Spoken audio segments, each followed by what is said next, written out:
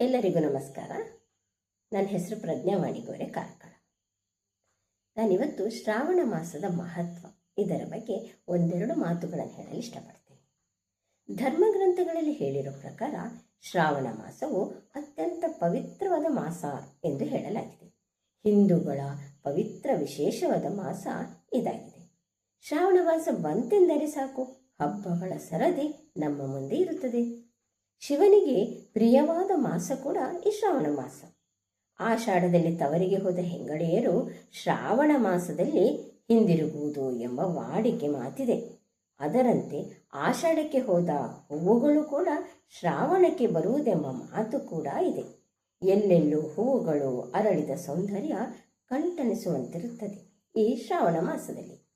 ಹಾಗೆಯೇ ಉಪವಾಸದ ಮಾಸ ಈ ಶ್ರಾವಣ ಮಾಸ ಎಂದು ಹೇಳಿದರೆ ಖಂಡಿತ ತಪ್ಪಾಗಲಾರದೇನು.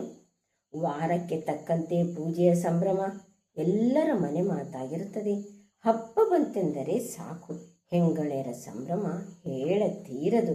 ಬಗೆ ಬಗೆಯ ವರ್ಣಗಳ ಸೀರೆಗಳು ಕೈ ಸೇರುವುದು ಈ ಶ್ರಾವಣ ಮಾಸದಲ್ಲೇ ಇರಬಹುದೇನೋ. ನೈವೇದ್ಯಗಳಿಗೆ ಮಾಡುವ ಬಗೆ ಬಗೆಯ ಖಾದ್ಯಗಳು ಸಮೇತ ಈ ಶ್ರಾವಣ ಮಾಸದಲ್ಲಿ ಅಧಿಕ. ಆಗಸ್ಟ್ 13ರಂದು ಪ್ರಾರಂಭವಾದ ಶ್ರಾವಣ ಮಾಸ ಸೆಪ್ಟೆಂಬರ್ 11ರವರೆಗೂ ಇರುವುದು. ನಾಗ ಚೌತಿ, ನಾಗರ ಪಂಚಮಿ, ಶ್ರಾವಣ ಸೋಮವಾರ, ಮಂಗಳವಾರ ಹೀಗೆ ಎಲ್ಲ ವಾರಗಳಲ್ಲೂ ಉಪವಾಸದ ಜೊತೆಗೆ ಸಂಭ್ರಮ. ಸೋಮವಾರ ಶಿವನನ್ನು, ಮಂಗಳವಾರ ಗೌರಿಯನ್ನು, ಬುಧವಾರ ಗುರು ಮತ್ತು ಬುಧವನ್ನು, ಗುರುವಾರ ವಿಠಲನನ್ನು, ಶುಕ್ರವಾರ ಲಕ್ಷ್ಮಿ ಮತ್ತು ತುಳಸಿಯನ್ನು, ಶನಿವಾರ ಶನೇಶ್ವರನನ್ನು, ಹಾಗೆಯೇ ಭಾನುವಾರ ಆದಿತ್ಯನನ್ನು, ಹೀಗೆ ಎಲ್ಲ ವಾರಗಳಲ್ಲೂ ಕೂಡ ಪ್ರಮುಖವಾದ ಪೂಜೆಯ ಪಾತ್ರವನ್ನು ವಹಿಸಿಕೊಂಡಿದೆ. ಶ್ರಾವಣ ಮಾಸದ ಸಂಭ್ರಮ ಎಲ್ಲರ ಮನೆಗಳಲ್ಲೂ ಮನೆ ಮಾತಾಗಿರುತ್ತದೆ. ಭಕ್ತಿಯ ಸಂಕೇತ ಈ ಶ್ರಾವಣ ಮಾಸ ಎಂದು ಖಂಡಿತ ಹೇಳಬಹುದೇನೋ.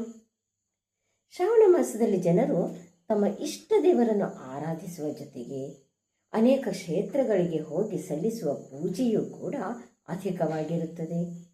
ಒಟ್ಟಿನಲ್ಲಿ ಶ್ರಾವಣ ಮಾಸದ ಮಹತ್ವವು ಉಪವಾಸಕ್ಕೆ ಮಾತ್ರ ಸೀಮಿತವಾಗಿರದೆ, ಖಾದ್ಯಗಳಿಗೆ ಮಾತ್ರ ಸೀಮಿತವಾಗಿರದೆ, ಕುಟುಂಬದವರ ಒಗ್ಗೂಡುಗೆಗೂ ಪವಿತ್ರವಾದ ಸೌಭಾಗ್ಯದ ದಿನ ಮಾಸ ಇದಾಗಿರುತ್ತದೆ ಎಂದು ಖಂಡಿತ ಯಾರು ಕೂಡ ಹೇಳಬಹುದಾಗಿದೆ.